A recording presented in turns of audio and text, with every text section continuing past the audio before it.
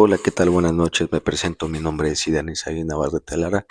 Soy alumno de la Universidad Abierta y a Distancia de México, de la carrera de Técnico Superior Universitario en Urgencias Médicas, en la materia de soporte vital en Medicina Prehospitalaria 1, la cual hoy tocaremos un tema muy importante dentro de lo que es atención médica prehospitalaria, que hablaremos de lo que es la oxigenoterapia. Dentro de lo que es este ámbito de la medicina prehospitalaria o el ámbito prehospitalario, sabemos que el hablar de oxigenoterapia es un punto muy importante, ya que en la mayoría de los casos el principal fármaco o el principal medio que nosotros utilizamos ante cualquier situación, ya sea por un medio de trauma o por un medio de una patología o enfermedad en desarrollo, utilizamos oxígeno o lo que es oxígeno suplementario, la cual nosotros también lo conocemos como oxigenoterapia. Pero ¿por qué es importante este medio a partir de que nosotros arribamos al lugar? Porque principalmente nosotros aplicamos un medio que le llamamos la evaluación de la vía aérea. Comenzamos con lo que es una ABC o en algunos otros casos que es por trauma un XABCD, pero llevamos a lo mismo, que empezamos con una evaluación de la vía aérea. Verificamos que haya apertura adecuada de la vía aérea, pero también verificamos que tenga una respiración adecuada, la cual a partir de ahí nosotros decidimos si sí o si no necesita oxígeno suplementario. Ahora que ya hablamos acerca de lo que es la oxigenoterapia, alguno de los beneficios pues es elevar el FiO2, que más que todo es el porcentaje de oxígeno que nosotros tenemos en nuestro cuerpo. Recuerda que en el ambiente tenemos 20.8, que por lo general nosotros lo redondeamos a 21% en el ambiente, y que a partir de ello, no en la mayoría de las ocasiones o en muchas ocasiones, nosotros necesitamos elevar ese porcentaje de oxígeno en cuerpo. ¿Por qué? Porque ya sea por una dificultad respiratoria o una deficiencia respiratoria, nosotros debemos de dar esa terapia de oxígeno.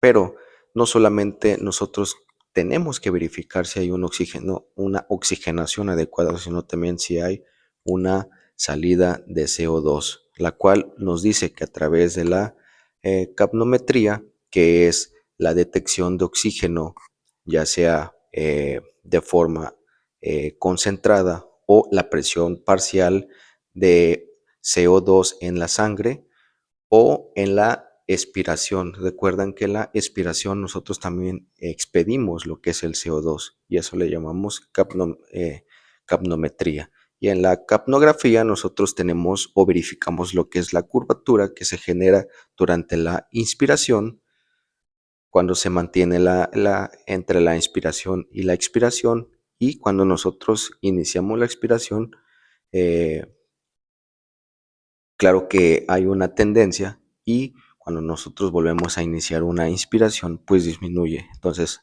a la capnografía verificamos esa curvatura o esos datos que nos dan. ¿Para qué? Para verificar si la salida de CO2 concuerda. Recuerdan que un parámetro normal de esta detección de la presión es entre 35 a 45 milímetros de mercurio. Entonces, cuando nosotros ya nos dimos cuenta que a través de un capnógrafo, que es el que detecta el porcentaje de CO2 expedido o la presión parcial, como lo habíamos mencionado, también existe un aparato para detectar dentro de la respiración el porcentaje de oxígeno, que le llamamos oxímetro de pulso. Ese nos ayuda a detectar en porcentajes cuánto nosotros debemos de mantener dentro de lo que es oxígeno en sangre. Recuerden que un dato normal es por arriba del 92%, de 92 al 98%, para mantener una respiración adecuada, junto que recuerden que el CO2 pues también debemos de mantener un parámetro normal, que ya lo mencionamos anteriormente. Para que nosotros podamos tener una terapia o una oxigenoterapia adecuada de oxígeno, nosotros debemos de adquirir algunas formas específicas o pasos específicos que nosotros debemos de evaluar, o más que todo aplicar, para que sea una oxigenoterapia adecuada. Uno de los puntos específicos es recordar que el oxígeno funciona como un fármaco, es como un fármaco y debemos de verificar cuánto va a ser el porcentaje o el flujo que nosotros vamos a inyectar directamente al dispositivo coadyuvante que nosotros vamos a mantener, o dispositivo básico de la vía aérea, o dispositivo avanzado, ya sea invasivo o no invasivo, dependiendo del tipo que utilicemos. Nosotros debemos de evaluar. Principalmente recuerden que es un fármaco. Número 2, el oxígeno puede dañar. ¿Por qué puede dañar? Porque muchas de las veces cuando nosotros pasamos de la eh, atrofia después de una reanimación o una resucitación o una parada cardíaca, muchas veces las células se encuentran atrofiadas, y en dados casos nosotros podemos, a la hora de inyectar el oxígeno, nosotros dar esa oxigenoterapia, podemos se pueden generar algunas toxinas cuando pasamos nuevamente de lo anaerobio a lo aerobio, que es la respiración normal o adecuada que un ser humano puede tener. Pero también cuáles son las precauciones que nosotros debemos de tomar cuando nosotros aplicamos la oxigenoterapia. Recuerden que muchas de las veces nosotros en la parte prehospitalaria manejamos cilindros, ya sean pequeños, ya sean medianos, grandes o algunos que se tienen que mover con algunos medios específicos porque son de dimensiones más grandes. Entonces, ¿cuáles son aquellas precauciones? Número uno, nunca podemos utilizar un tanque de oxígeno cerca de donde haya una flama abierta, ya sea alguna fogata, ya sea que estén cocinando o ya sea que en alguna zona se esté generando algún tipo de fuego. No está prohibido totalmente. Número 2, en la manipulación de estos tanques de oxígenos no podemos manipularlo con grasa ni con algo que pueda friccionarse. Si nosotros traemos guantes, tenemos que retirarlos y ponernos un guante adecuado que no genere ningún tipo de chispa o abrasión. ¿Para qué? Para tener esa manipulación. Recuerde que es oxígeno y al tener esa abrasión nosotros podemos generar un tipo de fuego. Y otra de las precauciones que nosotros también debemos de tener es no colocar un tanque de oxígeno de forma vertical si no está sujetado. Si no lo sujetamos, no lo colocamos. Y por último, siempre verificar si hay personas fumadoras, que también es punto importante. No mencionamos la parte del fuego, pero recuerden que siempre hay personas que van a estar fumando dentro de una ambulancia o dentro de un hospital. Por eso está prohibido que nosotros fumemos, porque la concentración de oxígeno puede ser mayor y al elevarse, recuerden que dentro de un parámetro de la seguridad no puede haber más de 23.5% de oxígeno en el ambiente, en un área cerrada. En este caso puede ser en una clínica o en una ambulancia, la cual puede llegar a generar un ambiente explosivo. Ahora que nosotros hablamos ya acerca de lo que es la oxigenoterapia y hablamos acerca de un poco de lo que es la capnometría, hablamos acerca de lo que es un dispositivo de oxímetro de pulso. ¿Para qué? Para detectar el porcentaje de oxígeno en sangre. Pero es muy importante nosotros también hablar acerca de los dispositivos, ya sea para mantener una vía aérea básica o una vía aérea avanzada, ya sea de forma invasiva o de forma no invasiva. Recuerden que va a depender de que nosotros le demos una adecuada detección, o más que todo una adecuada evaluación, que también es un punto específico para que nosotros podamos determinar si necesita o no una oxigenoterapia. Si nosotros evaluamos adecuadamente, si nosotros determinamos que sí lo necesita, entonces vamos a iniciar. Y recuerden que hay dispositivos coadyuvantes de la vía aérea que vamos a verificar cuáles son algunos de ellos. Algunos de los dispositivos que nosotros podemos utilizar: número uno, ya sea que nosotros utilizamos alguna punta nasal. La punta nasal, recuerde que son para dispositivos cuando nosotros tenemos alguna dificultad respiratoria, ya sea por algún asma, ya sea por alguna insuficiencia cardíaca congestiva, pero a inicios o temprana. También lo podemos utilizar cuando tenemos problemas respiratorios no graves. Entonces podemos utilizar lo que es puntas nasales. Para lo que es una mascarilla simple, podemos utilizarlo para tratamiento de un COVID no avanzado o no con no con signos más avanzados o complicados. También podemos utilizarlo ante un asma o un edema pulmonar en desarrollo, ¿sí? Uno de los otros también dispositivos son lo que es la mascarilla con reservorio. Hay algunos que son con reservorio no recirculante, porque en este punto de mascarilla de reservorio no recirculante es para aquellos dispositivos que entra altas concentraciones de oxígeno, lo que es hacia el paciente, bloqueando cuando nosotros expiramos, y a la hora de inspirar nuevamente, pues entran las concentraciones de oxígenos adecuadas, y viceversa, cuando nosotros expiramos, bloquea ese pequeño dispositivo que muchas veces son válvulas que tenemos, y se bloquea una tras otra de acuerdo si estamos inspirando o expirando. También tenemos algo que nosotros llamamos mascarilla Venturi. En este caso, en ese es un flujo determinado. Recuerde que los otros dispositivos podemos es una concentraciones de oxígeno, ya pueden ser bajas o altas, pero en el Venturi nosotros podemos determinar una oxigenación continua, ya sea del 20, del 40, del 60%, dependiendo del tipo de volumen que nosotros vayamos a determinar, y pues es uno de los dispositivos que nosotros podemos utilizar dentro del medio. Otro de los dispositivos que podemos utilizar dentro del medio también es la tienda facial.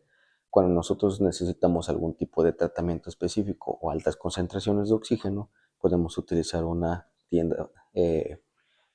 tienda facial. No muchas veces es utilizado dentro del medio prehospitalario, pero sí de lo que es del medio hospitalario, así como también lo que es el casco de oxigenoterapia o casco de oxígeno. Principalmente es utilizado para los bebés o neonatos o lactantes para dar altas concentraciones de oxígeno o algún tipo de terapia que se necesite, ya sea dentro de lo que es la unidad de cuidados intensivos. Tenemos lo que es eh, la mascarilla con nebulizador. Esta mascarilla con nebulizador es muy específica para cuando hay desarrollo de neumonías o desarrollo de algún tipo de enfermedad pulmonar que necesite tratamientos de nebulización. Recuerden que son aparatos donde nosotros podemos aplicar medicamentos a través de la respiración, donde el medicamento se vuelve de forma líquida a vaporizante, y nosotros podemos inhalarla totalmente por cantidades determinadas y tratamientos determinados por tiempos determinados. Recuerden que todo esto es expedido por un médico o evaluado directamente por un médico para que se pueda ser aplicado. Nosotros pues, lo que podemos hacer es darle seguimientos a esas recetas, a esos tratamientos. Claro que también en algunas ocasiones nos vamos a apoyar con nuestro médico que tenemos dentro de lo que es de nuestra institución o del lugar donde estemos elaborando. El siguiente es un BBM. Es muy conocido como mascarilla, balón, bolsa. ¿Por qué? Pues recuerden que nosotros tenemos una mascarilla, un balón donde podemos estar insuflando, y una bolsa donde vamos a mantener también concentraciones de oxígeno a través de una cánula que va conectada al oxígeno, y vamos a mantener concentraciones altas de oxígeno durante una parada respiratoria o una parada cardiorrespiratoria, cuando se necesita un medio mecánico no invasivo, pero sí activo, o en este caso, donde necesitamos estar dando insuflaciones de salvamiento. Por lo general utilizamos ese tipo de dispositivos. Hay otros dispositivos que son para salvamento, como puede ser una Pocket Mask o una microchip, pero bueno, esos no se necesitan oxígeno. En cambio, este BMM, como tiene su cánula para oxígeno, pues sí se necesita oxigenar para tener una mayor probabilidad de nosotros ingresar lo que es durante la ventilación o durante la respiración o durante las maniobras de salvamiento. ¿Para qué? Para darle más probabilidad de vida al paciente.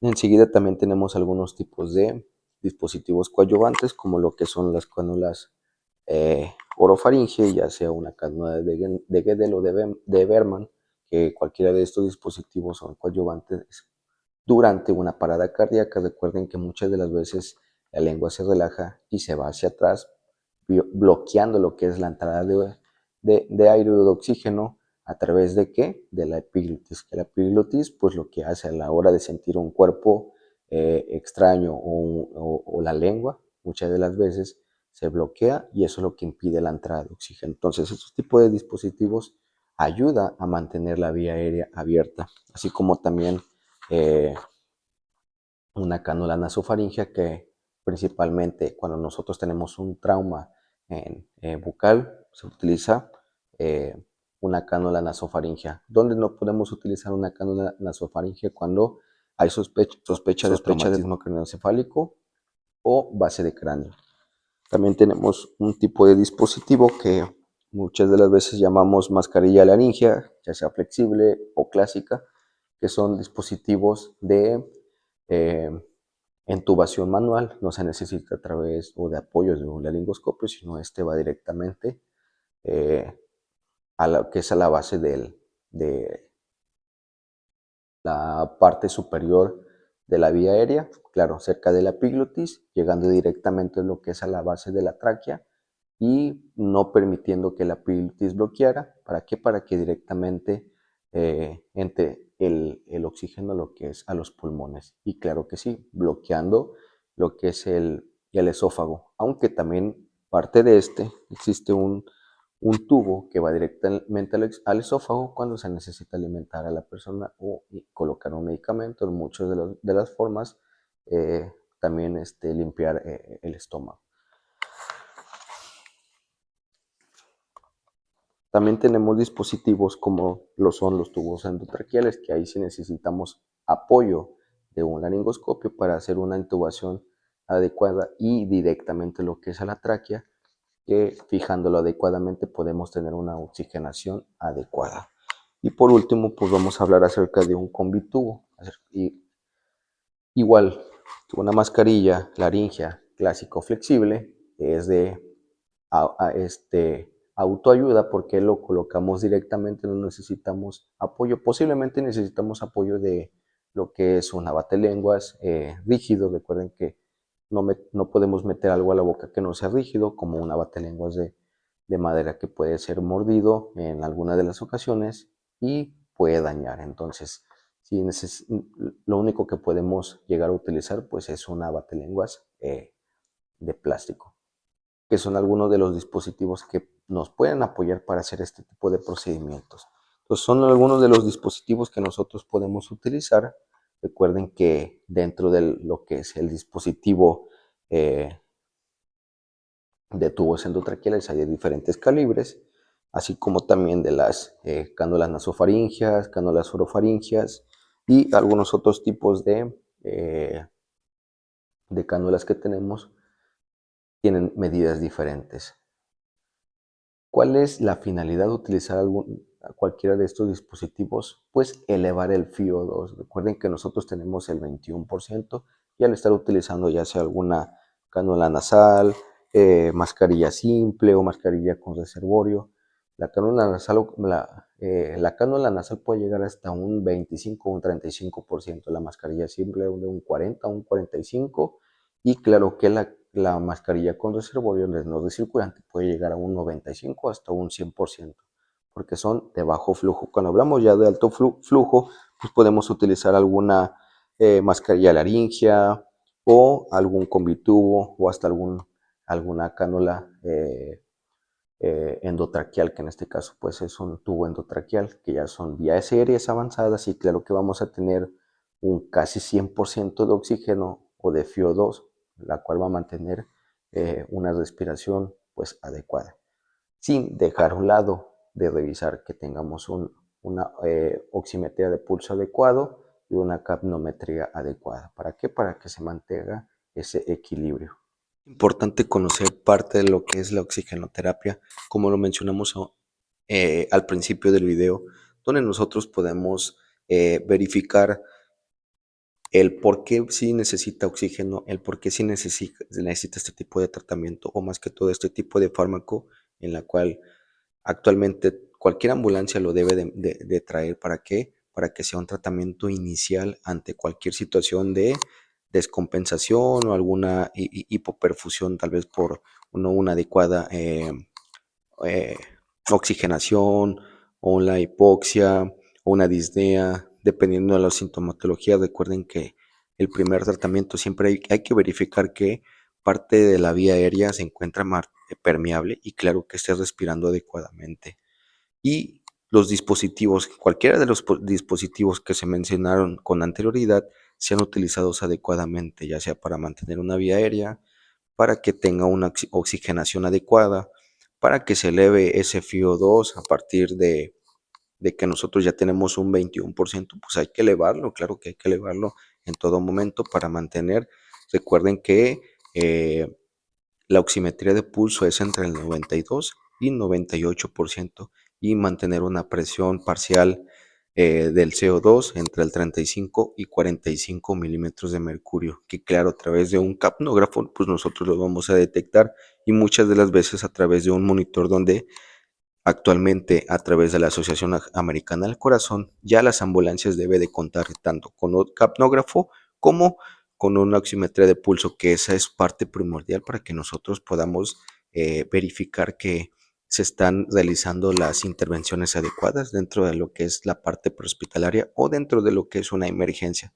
Entonces, en conclusión, nosotros vamos a verificar una adecuada respiración, vamos a verificar que ese dispositivo sea adecuado y sea de ayuda, no porque sea avanzado es de mejor ayuda. En alguna de las veces nosotros con dispositivos básicos, ya sea con una Venturi o con un eh, mascarilla con bolsa de reservorio no de circulante, puede ser o simplemente es adecuada. Entonces siempre hay que verificar si es el paciente adecuado con el dispositivo adecuado y con el fármaco. Recuerden que el oxígeno es fármaco adecuado y eh, aparte de todo ello, pues lo que estamos aplicando un adecuado oxígeno, ya sea de 5 o de 10 litros por minuto. Entonces, en todo momento siempre hay que determinar, recuerden los 5 correctos a la hora de aplicar un fármaco.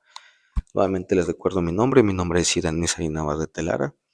Me encuentro en la carrera de soporte vital en medicina prehospitalaria 1 dentro de lo que es la carrera de técnico superior universitario en urgencias médicas. Me despido. Muchas gracias. Buenas noches.